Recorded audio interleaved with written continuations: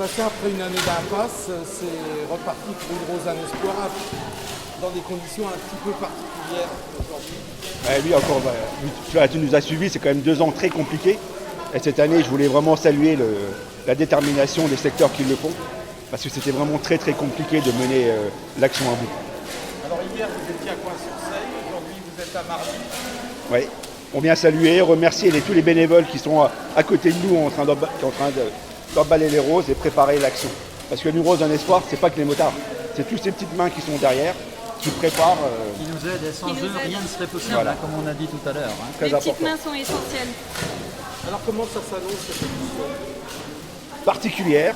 Donc au niveau de la France, on a à peu près 20 secteurs qui participent à l'édition.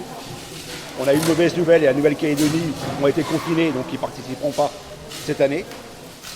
Et en Moselle, on a 6 secteurs qui font l'opération. Voilà. Pas de secteur Meurthe-et-Moselle du tout. La préfecture a été un petit peu compliquée avec eux. Donc nous, on a eu la chance quand même que ce soit libéré en Moselle.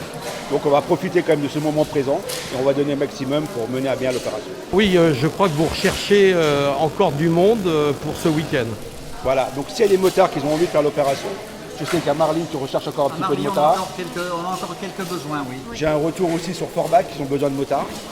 Donc ce serait bien que si les gens ont envie au moment de se donner, de mouiller, qu'ils contactent Sébastien à Forbach. Là on trouve le site, on trouve le nom sur le site internet, et René à Marly. Et on a également besoin, Bruno, on a également besoin à Marly de quelques bénévoles pour assurer des permanences en statique devant nos magasins partenaires. Donc là vraiment, qu'ils n'hésitent pas, qu'ils nous rejoignent, qu'ils se fassent connaître et on saura les recevoir. Il y a un numéro de téléphone peut-être? Alors le 06 80 45 77 48. C'est 06 80 45 77 48. Les roses ne sont pas mortes, alors revivre encore. Comment t'aurais pu douter que les roses allaient mourir? Non, mais attends, Elles ne meurent jamais, les roses. mais c'est une plaisanterie. Les roses éternelles. C'est une fleur éphémère, mais l'organisation est indéboulonnable et en acier inoxydable. Voilà, et puis tu sais, cette année, je veux dire, on voit toutes les manifestations caritatives qui ont tous été annulées. Et nous, on a toujours eu l'espoir. On a annulé, mais on disait, ouais, on va refaire 6 mois après. Donc on a été recalé 3 fois, ce coup-ci, c'est bon. Et au mois d'avril, quoi qu'il arrive, ce coup-ci, on le prend. Voilà. Promis. Bon, là, cette année, en plus, c'est pas simple avec l'histoire du pass sanitaire.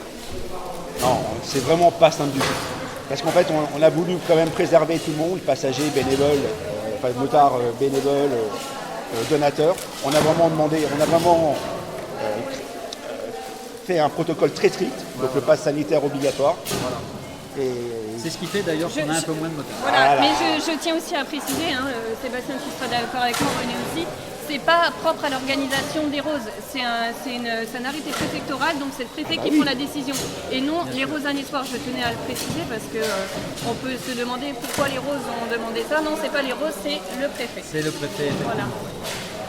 Alors à Marly, vous allez faire du statique et puis également vous déplacer. Oui, voilà, comme tous les ans, on a nos groupes de motards qui seront là, bien sûr, avec les passagères. Ils iront à la rencontre des habitants de Marly et des communes que nous avons l'habitude de suivre. Ils iront à la rencontre des habitants et d'ailleurs les habitants nous attendent systématiquement chaque année. Bien évidemment, nous y serons, nous répondrons présents et nous frapperons à toutes les portes. Mais sur Marly, on a un tissu économique, commercial et industriel un peu spécial.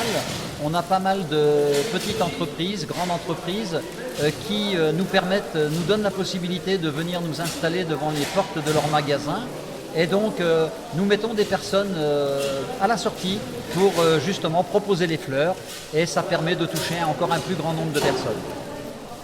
Alors, c'est vrai que les motards vont regretter d'être un peu regroupés ensemble, il n'y aura pas de repas le midi, il y a pas mal de choses qui sont allégées.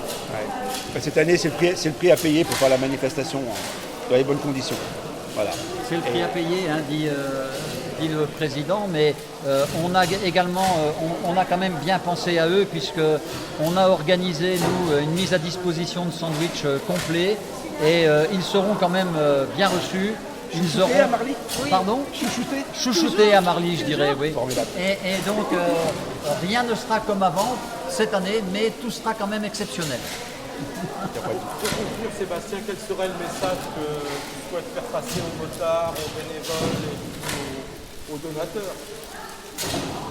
Le message, c'est donner un coup de main aux secteurs qui font l'opération. Comprenez les secteurs qui ne le font pas, parce que c'était encore une fois, c'était des enjeux financiers extraordinaires. Comme je l'ai dit, il fallait vraiment avoir beaucoup de courage pour faire l'opération, parce que je peux te garantir, jusqu'à encore 2-3 jours, on n'était pas tranquille. Et leur promettre que quoi qu'il arrive au mois d'avril, d'une manière ou d'une autre, les roses reprendront le cours normal.